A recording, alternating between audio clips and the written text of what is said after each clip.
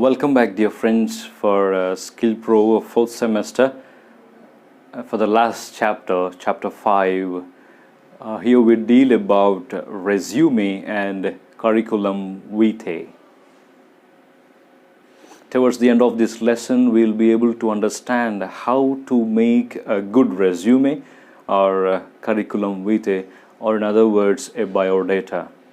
Generally, after the completion of a graduation or master's and so on, when you apply for a job, for any employment, yes, most of the companies or industries or any other firms, they look for a curriculum vitae or a resume.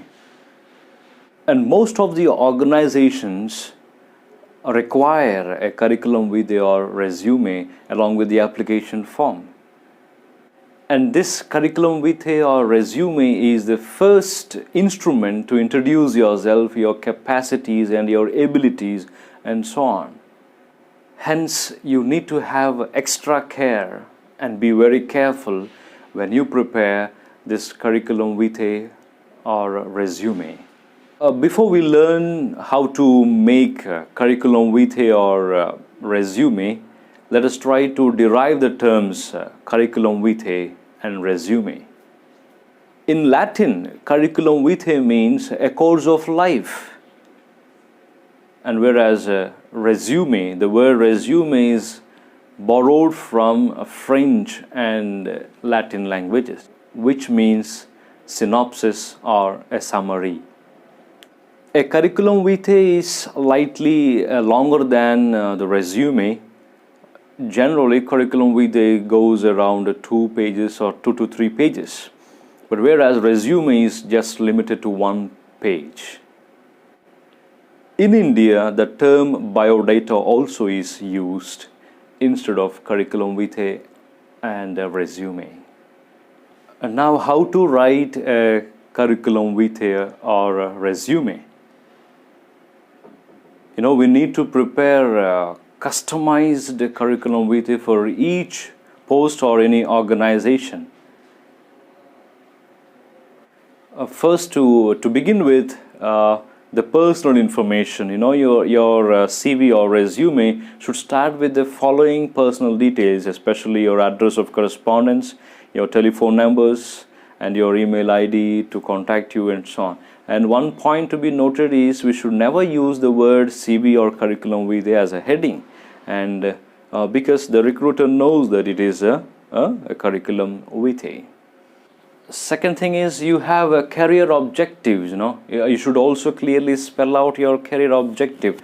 Do not make it generic. The objective should be your aspiration, reflect the ethos of the recruiting organization and the post you are applying for. By your looking your career objective, they should get attracted to you and they should recruit you.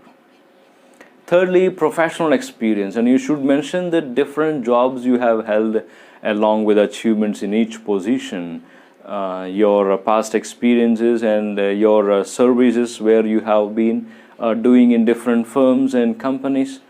So that therefore you should mention the recent job first and go back to your first job. You can also describe your projects, which are the projects that you have done so far. You can also list out the educational qualifications in the reverse chronological order, like the experience, and from there to your education process. From pages 118, you have sample resumes and curriculum vitae. You can just go through those resumes and you can get some experience of writing of your own. And towards the end of this chapter, you have also practice activities. Please do follow that and try to make a resume and a curriculum vitae. And in the second part of the chapter, you have writing a covering letter. And this is very, very important because this covering letter gives a wonderful impression about yourself. And in this covering letter, you need to mention about what are the perspectives that the requirements that you have and those all skills, and you are eligible and you are capable with your skills and talents and abilities, that you are also an effective and you will be the suitable person to get recruited in their own firms and companies. And that there lies your credibility of writing a covering letter. And there are different samples again given towards the end of the chapter, how to write the covering letter and so on. So one basic thing that we need to understand here is this covering letter shows your whole personality, that you are saying that you will be suitable candidate to get recruited, and you are much aware of their requirements and their needs, and you fulfill that requirements, and you have that requirements, and you are eligible for that particular firm or company. So wishing you everything best for your learning this chapter, resume curriculum vitae, or in other words preparation for biodata. Thank you.